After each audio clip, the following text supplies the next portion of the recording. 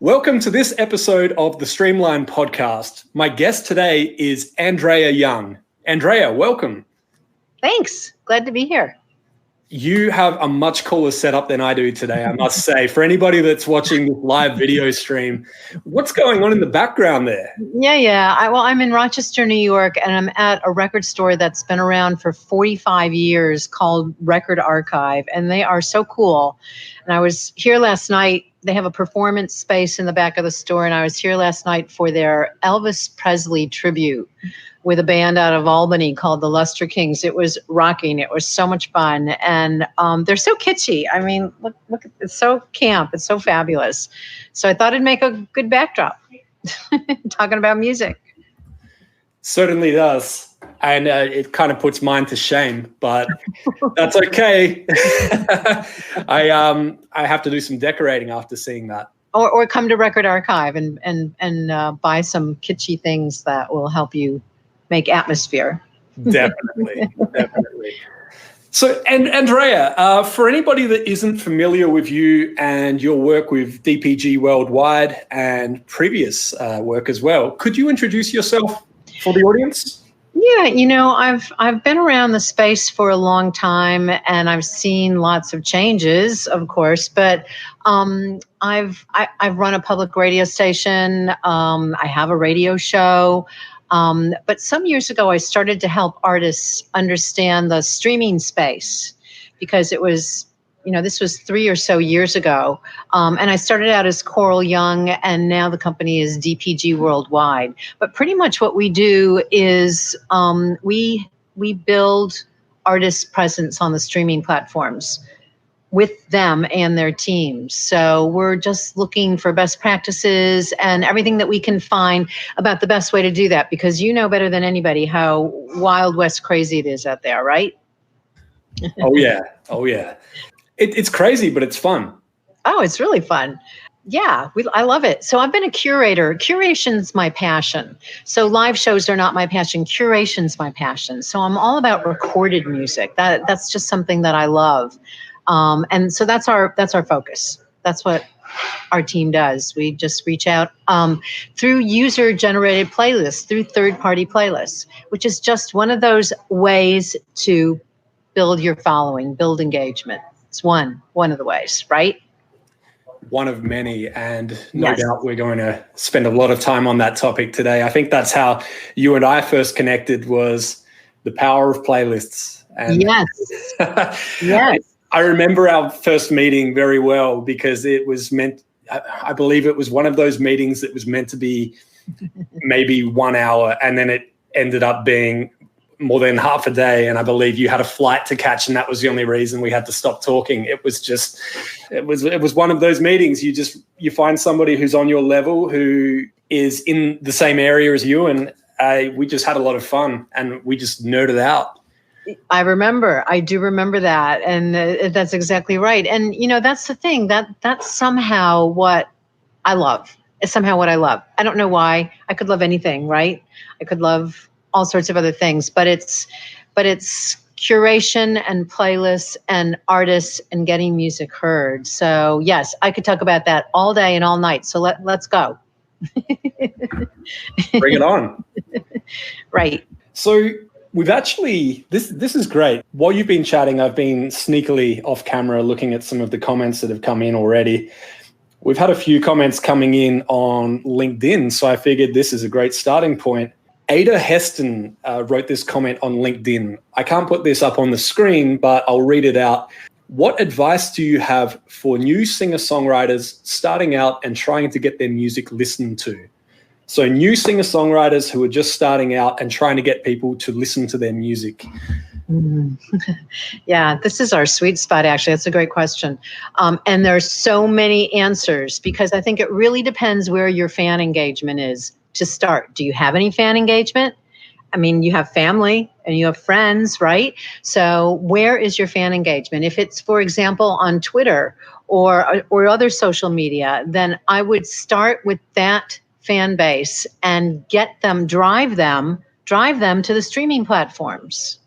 Drive them to listen there. Drive them to your profile. Drive them to take that journey as a fan, as our friend Ariel Hyatt from Cyber PR says, take that journey as a fan and get started engaging with you. So that's the sort of general answer to that question. There are many specifics that we could talk about as well, but I think the platforms, they're businesses, and they want to know that you're driving ears and eyes to their platform. So that's really, I think, what the focus should be.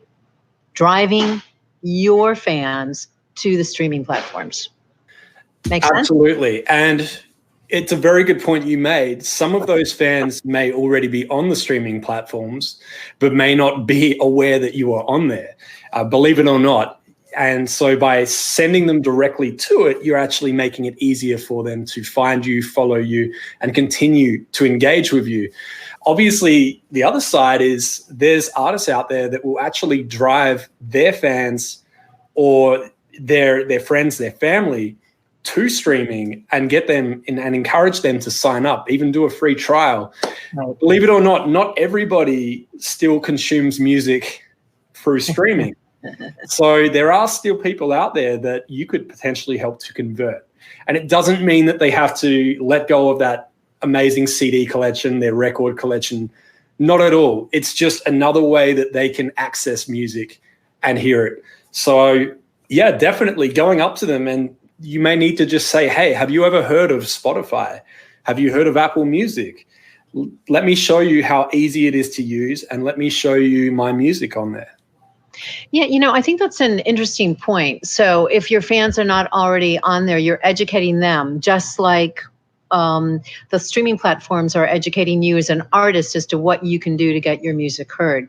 My thing is, I find music everywhere, right? Like I'm walking through an indoor mall in New York City, I hear a track over the loudspeaker system, and I Shazam it, right? I'm in my car, I Shazam something or whatever.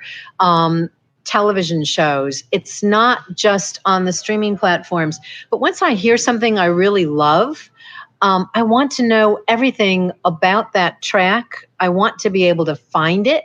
I want to know about the artist as much as I can as possible. So that's the other thing, is to make sure, if you're starting out, my recommendation would be that you are everywhere. It doesn't mean you have to have a huge presence, because that takes a lot of time and energy and a build, right? It doesn't happen overnight. But just make sure you can be found on Spotify. You can be found by Alexa. I did a really fun thing a little while ago where we work with an artist, Michael Colton. And every time I told Alexa to play Michael Colton, Alexa played Michael Bolton. So I shouted out on social media to Michael Bolton, who responded actually about how much Alexa loves him more than anybody else. So it's sort of fun. But my point is, you've got to make sure you can be found. Absolutely. And it's funny you mentioned the Alexa.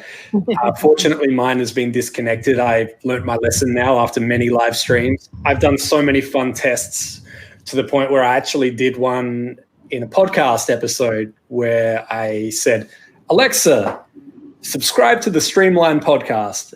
I'm not sure if that was the exact phrase that I had to use, but it worked. And I went, okay. And then a few people actually reported back and said, hey, my Alexa just went off with your voice.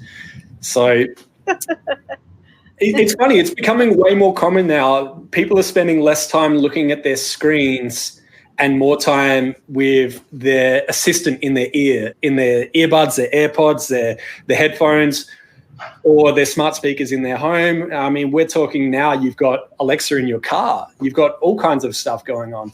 So it is really important. It's that voice branding side of it as well.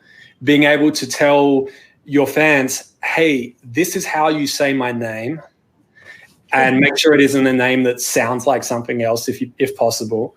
And you find that they might just start asking for you by name.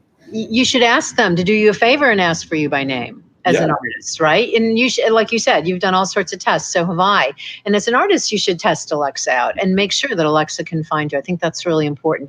But I think it's just important to be found everywhere. I never assume where someone will find an artist's music. It's like everywhere. Just have it as many places as you possibly can, accessible. Definitely. Okay. And One thing that I do like about these voice assistants is that they can get smarter. You can feed information into them. So if you're an artist and you do have a name that is a little unique, when you make a request to these smart speakers such as Alexa, if you have the Alexa app on your phone or your other device, whenever you make a request, it records that. And then you can go in there and actually type exactly what you were looking for. So it goes, hey, Alexa believed that you said this. And you can say, no, I actually was looking for this. And if enough people do that, they'll start to direct Alexa to the right artist when they're making those requests. So they're getting smarter. Right. Sometimes you have to spell it out. Like by the way, in that other example, I had to spell out Michael Colton. I had to say, Alexa, play Michael Colton. That was the only way I could get Alexa to understand. And now Alexa understands. So yes, we're sort of in the beginning of this artist discovery through voice. Definitely. And it's funny. Everyone assumes that it's new, that learning how to pronounce an artist's name and say it correctly. I look back to radio, where sort of skipping the middle here and going back a little bit and showing a bit of my age, but the only way that you would know what song you were listening to is if the radio announcer would back announce it at the end of the song. So they would say, that was Michael Colton with a C, not Michael Bolton. But when you go into your record store, go and ask for Michael Colton. See, I messed it up. So that used to be the way that I would find out, okay, I love this song, I love this artist, and then you'd go to the record store and you would put your name and your number down and you would place that order, the pre-order. Whereas now we've got so much technology we've got access to. We've got Shazam, we've got Siri, of course, with Shazam. Right. We can find out what a song is easily enough, but somebody still needs to tell us how to pronounce that artist's name. So how to request it. And I think it's interesting what you just said, because I've done radio shows for a long, long time, and it's always so torturous to think I might be mispronouncing an artist's name. I have nothing that tells me how to pronounce it. So maybe we'll get pronunciation metadata. What do you think? Possible. Wouldn't that be cool? Very cool. Definitely. Yeah, I like that. Okay, it's interesting, when you put a song up with your distributor and you add all this additional information, or when you go into Spotify for artists and you submit your song to editorial and you tag the genre or the mood, we could talk about that for days. Imagine if you could also actually do a quick recording of how to pronounce the artist name correctly so that they can match that. Because all of these apps, all of the DSPs, it's getting to the point where you can request music. Even within Spotify, there's that little microphone button you can press and you can actually speak what you're looking for. So it's definitely going to happen. And it would be great to be able to feed the correct information into there now. And potentially you may see people looking for Michael Bolton who start to get Michael Colton. I love the idea. Let's do something about that. I love it. Definitely. So I'm just taking a quick look at the comments here as well. There's a bit of love for you on LinkedIn right now. There's a few people asking the best ways to get in contact with Andrea. Obviously, we'll put all those up at the end. I have been writing back in the comments as you've been talking, just giving people a link too. Multitasking, are we? Absolutely. We've got some comments coming in. Dhruva. I feel like Dhruva is always tuned in, which is amazing, because Dhruva made a comment in the last live stream. Dhruva was watching at night before going to bed, and there was a live stream, and then woke up and there was another live stream. So I don't know what the time difference is, but and we can see here, Dhruva, you're not too late. We're just getting started. That's right. Thanks for joining us. Yeah. Where would you like to take this next? I mean, we could talk for days. If we start on playlists, it's going to be a long stream. So why don't we start? Was it Helga? What was the name of the person who's? I think it was Helga that you mentioned her question where she said, "Well, what do you suggest for a singer-songwriter just starting out?" Yeah, that was Ada. Sorry, Ada. My apologies. Sorry. So I think this idea about what some best practices might be if you're just starting out let's just say you have music that you've recorded and mixed and mastered that sounds to your ears fabulous, right? I think that's one of the biggest deals is you've got to fit in with the technical sound requirements of other music out there. It's really hard sometimes on the ears when emerging artists feel like they might have to skip part of that step. So that's the first thing I would say is just make the production as absolutely fabulous as possible, fully mixed and mastered. But let's say you're sitting on that, right? What do? One of the first things to do is plan way far ahead. I know that sounds really simple, but I cannot tell you how many artists come to us with just a couple of weeks before release date. And their release date is firm for some reason, because we're always trying to talk artists out of releasing too soon. It's really important, at least in our world, to have everything set up a long time in advance. A couple months is not too far ahead. And this plays into so many different things. It plays into a couple things. Number one, you've already mentioned Spotify for Artists and submitting your pitch on Spotify for Artists.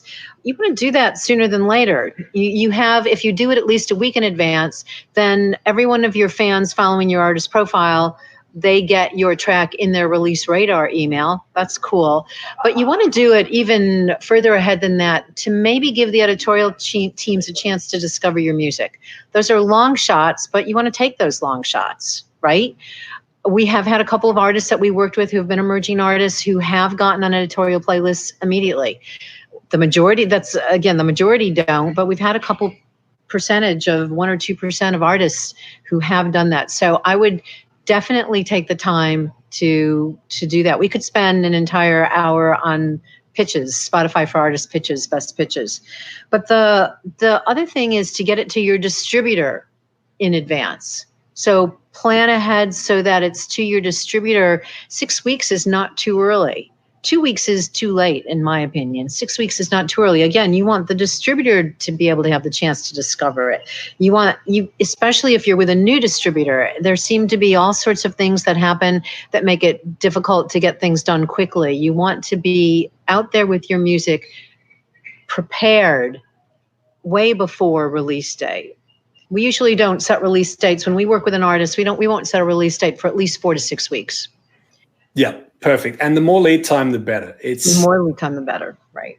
I know the temptation has always been there, especially for an independent artist where they can set their own schedule and they could say, hey, I distribute my music with CD Baby, and they could get my song on iTunes as quickly as tomorrow. That is not a good thing. I mean, it's cool that they can turn it around that quick, but nobody is going to get an opportunity to listen to that song within a span of 12 to 24 hours. It's just going to go out, and then it's already out. What people don't understand is that most of the work happens in the 6 weeks before the song comes out. You see people at the major labels on a Friday once all the songs are out, and it's the most chilled you will ever see them. Obviously, they're still watching and monitoring, but they've done all the work already. There's nothing they can do once that song is out. It really is the work that goes in the lead up to it. And that's the same for independent artists. You don't have to be signed to a major. This is for anyone. The more lead time you can give, the more opportunities you can potentially receive. Yeah, I couldn't agree more. And this seems to be a big part of the education for artists right now is how important that is. I sort of liken it, I don't love this analogy, maybe you have a better one, Mike, but I liken it to a new car. Once you drive it off the lot, it's not worth as much as it was on the lot. And it's that way with a new track too. It doesn't mean you can't get traction after it's released. But Spotify says, to use them as an example, because they're more transparent than the other platforms right now, right? So they say they only have the bandwidth to pay attention to new releases. That's all they have the bandwidth for. And again, we have this number that everybody's talking about, 40,000 tracks on average being released daily. So they say they just can't go back and find tracks that have already been released. Their editorial teams are paying attention to what's being released now. So once it's out, you lose the opportunity to get any traction from them. Again, it might be a long shot, but you lose that opportunity. Also, one thing I wanted to say is when you're a new artist just starting out, it's a build, right? So we see this over and over again. So the first track that you put out or release that you put out, we should talk about that too, about staging releases over a period of time. But the first track you put out doesn't have as much of a following as the second. The second has more of a following. Why? Because you've been actively possibly getting your fans to go to the streaming platforms and getting them to listen. And Spotify's formulas and algorithms are starting to pay attention. So that first track you put out, it's not that it's lost, but in some ways the search engines on the platforms haven't found you yet. If you're not doing PR, those search functions also can't find you on the web and don't know where to position you as an artist. And you're just really, it's like this pushing a rock uphill for your first releases. Even if you're an artist that hasn't released in a long time, it can be like that too. Definitely. And, I know you mentioned this. I just wanted to mention it again. And just another reason, if you need more reasons to give yourself more lead time on a release, as you said, you can guarantee that your original song will go into release radar for all of your followers on Spotify, as long as you submit that song in Spotify for Artists at least 7 days before release day. So that's one reason why, right there, and one of many. But also, when you're doing that same submission process, you're submitting to editorial. Now, like we said, in 7 days, it may not cycle around to the right person and it may not be heard by them in time to be considered before it comes out. If you give 4 weeks, that's fantastic, because there's an opportunity that a few people could listen to it. They could add it to their own playlists. They could be listening at their desk. Their colleague could walk past and hear it and say, I like that song. By the time the song comes out, there's already a few playlists ready, queued up to include that song. So the lead time is crucial. And going along with that, the lead time as far as getting your fans to get excited about your new music, right? And drawing them to the platform in that 4 to 6 weeks before release. My opinion is that that's one of the most important things you can do, is somehow get some activity on your artist profile once you've started releasing tracks in the 4 to 6 weeks before release. That just shows the platforms that there's some excitement out there. They're not looking to help you build your fan base. They're looking to jump on with artists who have a fan base, who are excited about their music, right? Definitely. And that fan base grows with every song as well. Right. And I know you wanted to talk about this next. What's great is we actually had a question come in on LinkedIn, which is exactly what we were about to discuss. So Alex Schofield wrote this, and let me just abbreviate the question slightly. I hope you don't mind, Alex, but would recording singles during the course of the year instead of releasing a project EP at the end of the year be beneficial? Meaning, should I just release singles and stick with singles, or should I build them up and then release a project or EP or album at the end of the year? I know you've got some strong opinions about this, so I'm going to let you jump in first, Andrea. Well, and then I want to hear what you have to say too. I think it's different for every artist. I think that we look at what the artist has going on with their fan base, what happened with the previous track that we've promoted, and how much material the artist has. So if you're telling me you have a dozen tracks, and also how the artist feels about the tracks, as in, are they a complete piece of work that the artist feels strongly should be part of an album? And all of that, I think, goes into the decisions.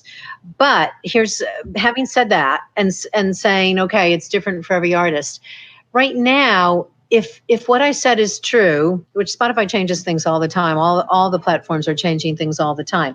But if what I said is still true, which is Spotify only pays attention to new releases because that's all the bandwidth they have, then you want to be releasing single tracks or maybe EPs or whatever you can do more frequently to try and get their attention more often. What do you think? Now you want to hear my opinion. Yes. Look, it's very similar. Maybe attacking from a slightly different angle, we'll see. But I think we're both focusing on the end goal here and long term. I always say that if you are working towards an album and you're finishing tracks individually, release them individually and build up towards that album, because what happens is every single song has its own opportunities. You can submit the single track for editorial consideration. You can get it into Release Radar. With each single release, ideally your following will grow. And then what happens is, let's say you release 10 tracks over the span of 1 year, and at the end of the year, you release an album that has 15 tracks, and 10 of those you released earlier that year. What you can do is you use the existing ISRC, International Standard Recording Code, that's attached to those previously released tracks, right, on your album. And I did this with my own release as well. And the day that that album comes out, people will look at it, they'll scroll down, they'll look at the tracks, and they'll see, wow, track 2 already has 20,000 streams. Track 5 already has 120,000 streams. Okay. And all of the numbers are actually merging from the single version to the album version and vice versa. So no matter where people are listening, those stream counts are going up and those songs are showing in your top tracks on Spotify. And it all links in nicely. And obviously, the other cool thing is every time you release a single, you can obviously pitch that song for editorial, get it in Release Radar. When you release an EP or an album or anything with more than one track, you have to choose one track that you can submit. And it can't be a track that you've released previously. So when you release that album and there's some new songs on there, some new tracks on there, you get to pick one of those new tracks to put forward to editorial as well. And what I like about that is when that album track goes into Release Radar or perhaps gets included in an editorial playlist, which is fantastic, people click from that, go to album, and they get directed to your album with the rest of your music. So I always say do singles and albums and EPs as well if you like. By all means, just every time you do a release, include at least one new track. So you've got something new for your fans that you can submit to editorial as well and get all of those benefits. I like that. And also, I think that you also, whether if you're doing vinyl, I mean, I happen to be in a record store, so you can plan a timeline for releasing vinyl at some point, because everything that you do is another way to engage with your fans. I do want to say that sometimes artists will seem to release things too close together. What's the definition of that? There's no one definition, but it's just that you want to engage with your fans, but you don't want to push so heavily on them that they start to get turned off, right? But everything that you do, vinyl, if you go out to radio and you start having radio stations, playlisting campaign, press, your music, all of those things are opportunities to engage with your fan base. And it's one of the rules of advertising. You might know, Mike, I can't remember, but it's like how many times you have to repeat something in order for it to stick. Do you know, you've got all these opportunities to introduce your brand, engage with your brand. And that's really the goal. That should be the goal. That's it. And, it's also consistency. If you release an album and you only get to put one track forward for consideration for editorial, and then everyone has to wait another year before you potentially reappear in their Release Radar and they see you appearing on perhaps some other playlists, that's a long time between. I mean, I always say, especially in the early stages, consistency is the key. People are slowly warming up to you. Right. It's not always the case that somebody will hear one song and fall completely in love with you and become a super fan. Right. It may take a few songs to win them over.